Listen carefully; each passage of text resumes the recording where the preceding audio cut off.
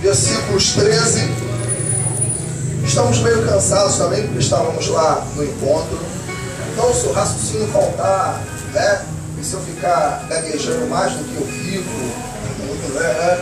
Também é por causa do cansaço. Amém? Amém. Mateus capítulo 7, versículos 13 em diante. Quem achou, diga amém. Diz assim a palavra do Altíssimo: entrem pela porta estreita, pois larga é a porta e amplo o caminho que leva à perdição, e são muitos os que entram por ela. Como é estreita a porta e apertado o caminho que leva à vida, são poucos os que entram por ela. Vamos orar. Pai, na tua presença eu coloco agora a tua igreja. E eu lhe peço, ó Deus, em nome de Jesus, que o Senhor abra os olhos do entendimento do teu povo, para entender, ó Deus, o que tu queres transmitir para ela. Me transforme num canal desobstruído para falar tudo aquilo que o Senhor mandar eu falar. Eu te agradeço e te peço em nome de Jesus. Amém. Agora dê um aplauso muito forte. Muito forte. É para ele, é para ele. Glória a Deus. Aleluia. Eu quero começar essa mensagem dizendo o seguinte: há coisas que Deus nos deixa decidir. Eu costumo até dizer que a grande maioria das vezes ele não se intromete em muitas coisas que nós precisamos tomar decisão. A bem da verdade, ele até gostaria que tudo que nós fizéssemos, ele colocasse ali o dedinho dele. Mas a grande verdade é que, como a maioria de nós não temos o costume de em tudo perguntar qual é a vontade dele, então ele deixa para que nós decidamos. E tem muitas coisas que ele deixa a gente decidir. Porque existe uma coisa chamada livre. Por exemplo, ele não se mete na nossa escolha com relação à profissão que a gente vai ter. Ele não chega para você e fala o seguinte: olha, você vai ser médico, você vai ser engenheiro, você vai ser advogado. Na maioria das vezes, de acordo com o perfil que você tem, e muitas das vezes por causa da experiência familiar, porque o pai é, porque a mãe é, ou porque algum parente seu próximo é, você escolhe.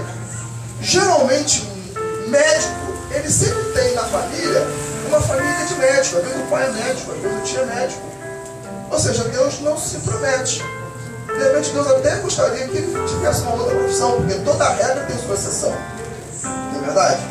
Toda regra tem sua exceção. Mas na maioria das vezes, quem escolhe a profissão somos nós mesmos. Uma outra coisa, por exemplo, que eu acredito, claro, toda regra tem sua exceção. E a gente já ouviu casos raríssimos de acontecer de Deus escolher. Mas na maioria das vezes, Deus não escolhe com quem a gente vai se casar. Na grande maioria das vezes, Deus não escolhe. Ele dá até sinais. Olha, cuidado, tem alguma coisa errada com esse cantão. Tem alguma coisa errada com essa pessoinha aí. Mas ele não diz assim: você não vai se casar com ela, você não pode se casar com ele. E há sinais, e todo mundo sabe que muitas vezes os sinais é no caráter. Como ele trata a mãe, né? Se ele gosta de trabalhar ou não, não é verdade? Se ele gosta de estudar ou não para poder crescer na vida e para poder dar uma situação financeira melhor para os seus filhos. Óbvio, e não é só isso, é um conjunto de coisas. Então nós entendemos que na maioria das vezes Deus não escolhe o marido ou a mulher com quem eu e você devamos nos casar. Uma outra coisa, por exemplo, que Deus com certeza não decide é qual a igreja que nós iremos frequentar e que nós iremos estar. Muitos de vocês, de repente, passou por diversas igrejas. Eu fui ali na Assembleia de Deus, mas sei lá, não é o meu estilo, não é o meu jeito. Né? Não dá, entendeu? Eles, sei lá, a igreja que eu fui lá, foi com roupão até lá embaixo, né? Tem que andar com umas, né? os homens não podem usar short, tudo, tá? Eu não sei, eu sou mais light, né? Eu sou mais assim, sabe? Do povão. Aí vai lá na igreja batista, tradicional, eu estou falando, eu me converti numa igreja batista tradicional, tem 9 anos lá, glória a Deus por causa disso. Mas aí chega lá, algumas igrejas batistas, são poucas agora, porque na época que eu me converti não era assim, nem se podia bater palmas, né? Eu lembro que eu era meio pentecostal na igreja batista. Eu fechava os olhos e ficava, né? E tal. Aí tinha sempre um irmão que segurava assim, né? E tal. Que isso, pá? Que isso? Como eu estou querendo o Senhor, eu estou querendo o Senhor, eu não curtia muito, né? Então você não tinha muita liberdade. Não é igual que o Ministério Apostólico Resgate, que você pula, solta, planta a bananeira, vira cambalhota, dá voadora, enfim, né? E você não se identificou. E de repente você para aqui no Ministério Apostólico Resgate. Achei interessante. Aquele pastor que está pregando ali é meio doidinho, sabe? Não prega muito bem, não, gagueja pra caramba, né? Não tem muita sabedoria, entendeu? Mas eu gostei, porque pelo menos a Paulinha é bonitinha, canta bem. Meu Deus! Pelo menos Israel, cara, é demais, vai ter uma unção, né? Então você acaba escolhendo o local aonde você vai estar, né? E aonde você vai congregar. Eu amo o Ministério Apostólico Resgate, estou aqui há mais de 10 anos por causa disso.